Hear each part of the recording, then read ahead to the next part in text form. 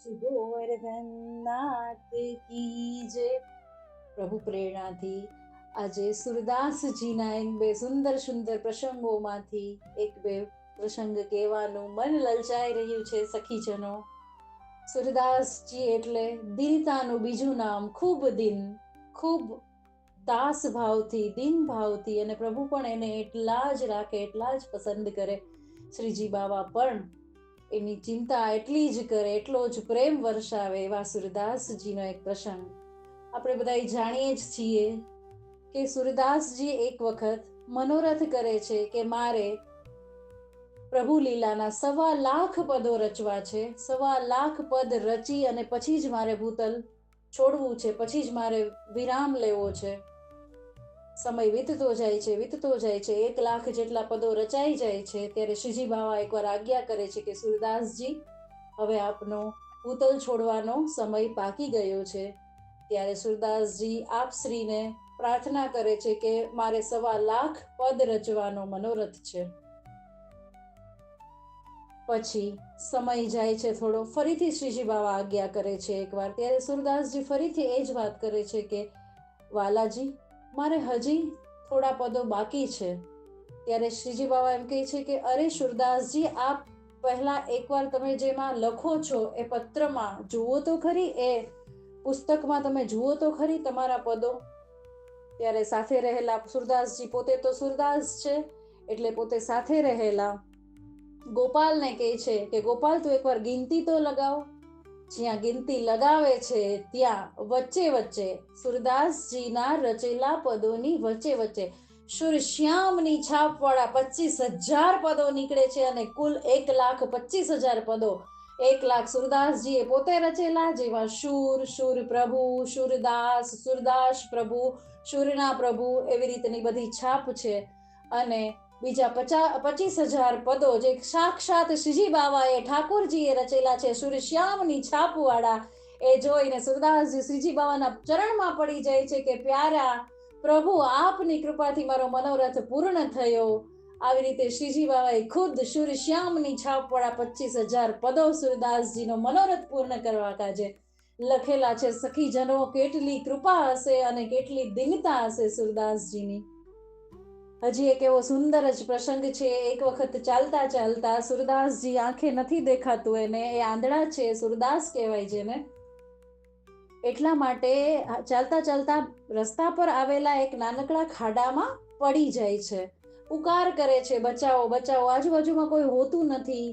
પ્રભુને ચિંતા થાય છે કે સુરદાસજી પડી ગયા છે, પણ એમ આવી અને સામે તરત પ્રગટ થવાતું નથી, બચાવાતા નથી.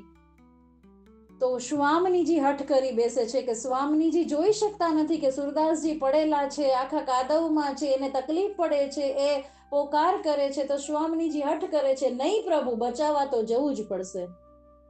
સ્વામીજીની હઠ સામે શ્રી ઠાકોરજીનું કંઈ ચાલતું નથી. એટલે બંને આવે છે ભૂતલ પર અને સુરદાસજીને બહાર કાઢે છે. સુરદાસજી સુગંધથી ઓળખી જાય છે કે આ તો પીતાંબરની સુગંધ છે, અને આ જે બીજી સુગંધ છે અગરની, ચંદનની, એ મારા પ્યારીજુ સ્વામીજીની સુગંધ છે. પણ એ કાંઈ બોલતા નથી.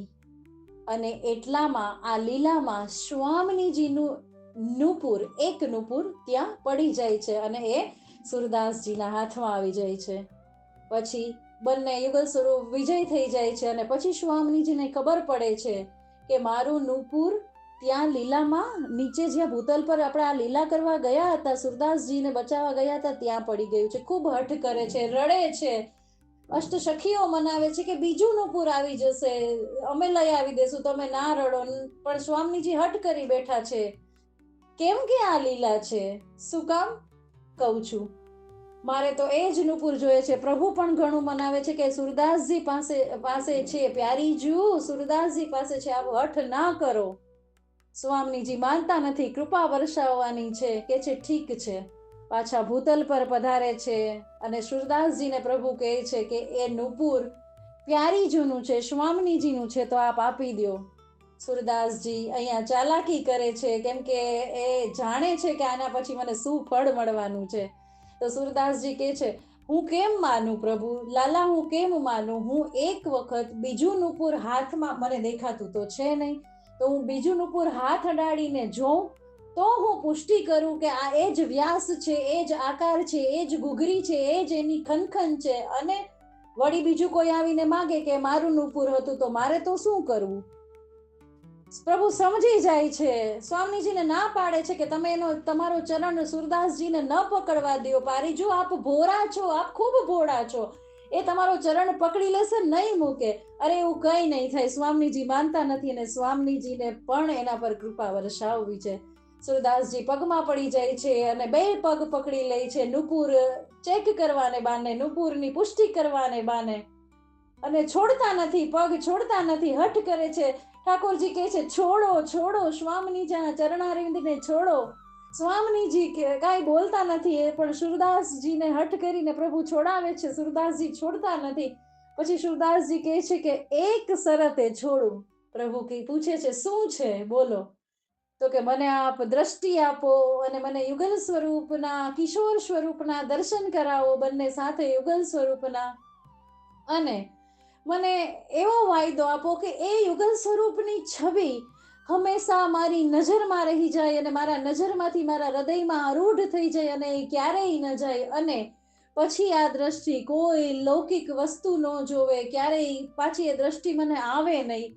તો આવો વાયદો પ્રભુ કહે છે હું વાયદો કરું છું. અને બંને યુગલ સ્વરૂપ કિશોર રૂપમાં સુરદાસજીને દ્રષ્ટિ મળે છે અને સુરદાસજી દર્શન કરે છે અને ફરીથી એની દ્રષ્ટિ એ પાછી આપી દે છે અને ક્યારેય પછી સુરદાસજી લૌકિક કંઈ જ જોતા નથી.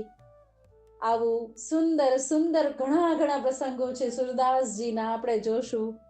ખૂબ કૃપા સુરદાસજી ઉપર. સુરદાસજીના ચરણોમાં દંડવત પ્રણામ કે આપણને પણ આવી દીનતા આવે અને પ્રભુ પણ આપણા પર કૃપા કરે. શ્રી ગોવર્ધન નાથ કી જય.